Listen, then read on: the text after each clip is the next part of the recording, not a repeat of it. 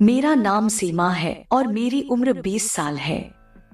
मैंने अपने भाई के साथ किस तरह से काम किया, मैं आप सबको बताती हूँ। इस कहानी में हम घर में 4 लोग रहते हैं। मेरी मम्मी पापा, मैं और मेरा भाई जो एक साथ ही स्कूल पढ़ते थे। जब हमने 12वीं क्लास पास की तो हमने कॉलेज में एडमिशन करा लिया और वहां हम हॉस्टल में भाई बहन रहने लगे।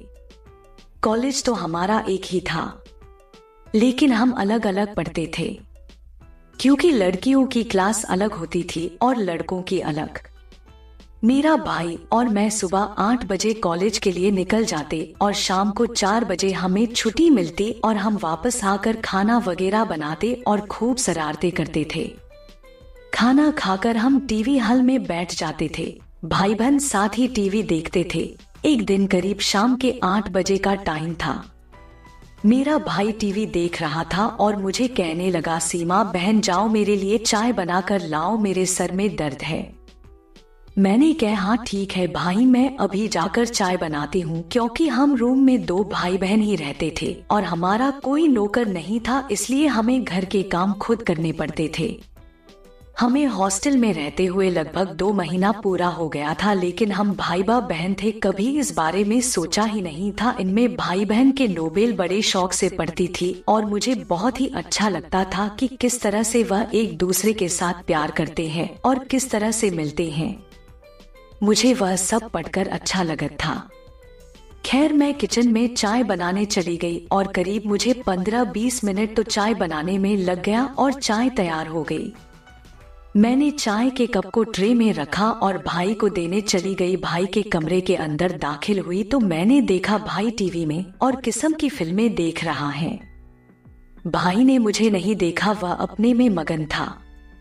मैं पीछे से यह सब कुछ देख रही थी।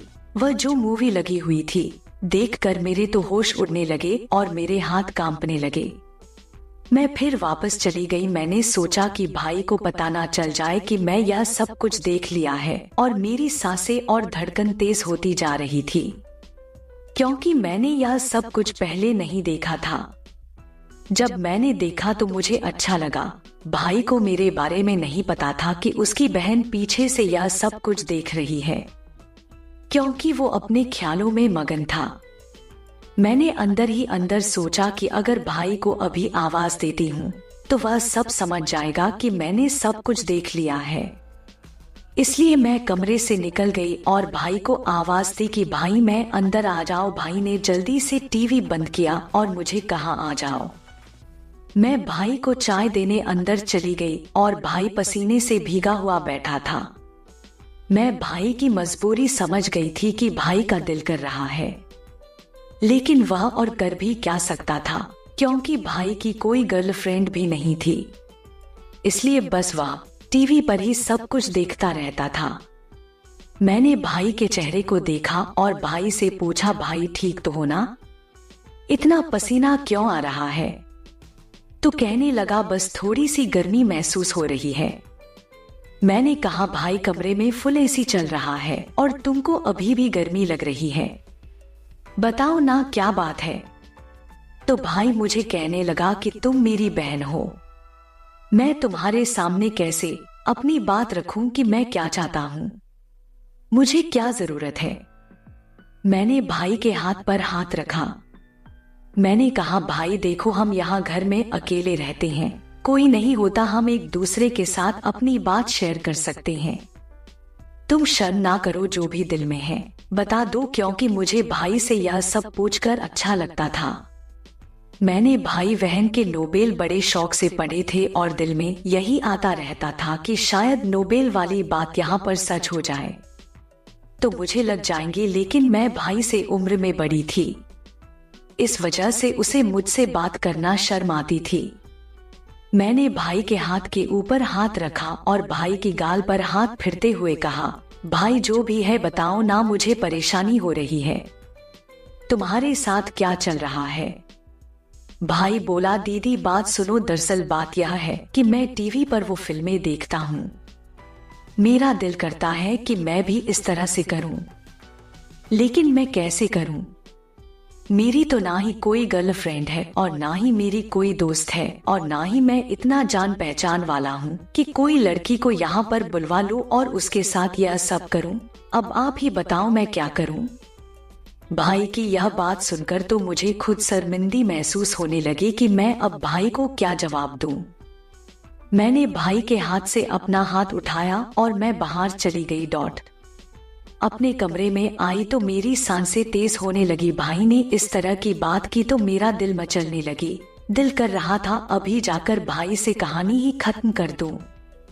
लेकिन फिर मैं डरती थी कि अगर भाई को मैंने इस तरह की बात कर दी तो भाई पता नहीं क्या सोचेंगे और हो सकता है मुझे डांट भी ना दे, क्योंकि मैं भाई के दिल से वाकिफ नहीं हूँ।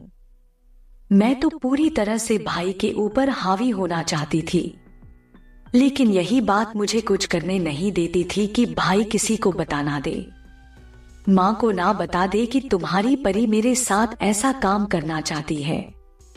अब मैंने सोच लिया था कि भाई के साथ अपनी तरफ खींचनी होगी। रात को सो गई लेकिन मुझे नींद कहाँ आ रही थी। वह सब मंजर मेरी आंखों के सामने चल रहे थे। मेरा यहाँ पर यह हाल था, पता नहीं भाई के साथ क्या हो रहा होगा। दिल में तरह तरह की सोच आ रही थी। भाई अगर मान गया और उसके साथ यह करूंगी वह करूंगी, ऐसा करूंगी वैसा करूंगी, बहुत सारी सोचें दिल में दबा के बैठी थी। फिर मुझे नींद नहीं आ रही थी और मैं उठी वॉशरूम चली गई। मैंने सोचा कि हाथ मुंह धो लूं, हो सकता है थोड़ा दिमाग फ्रेश हो जाए। मैं वॉशरूम में गई, अपने ऊपर पानी डाला और थोड़ा सा रिलैक्स हुई और फिर आकर अपने बेड पर सो गई। लेकिन नींद आने का नाम ही नहीं ले रही थी।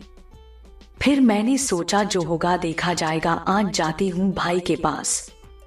ऐसे घुट घुट के जीने से अच्छा है भाई को कह ही देती हूँ। मैंने हिम्मत की और भाई के कमरे की तरफ जाने लगी।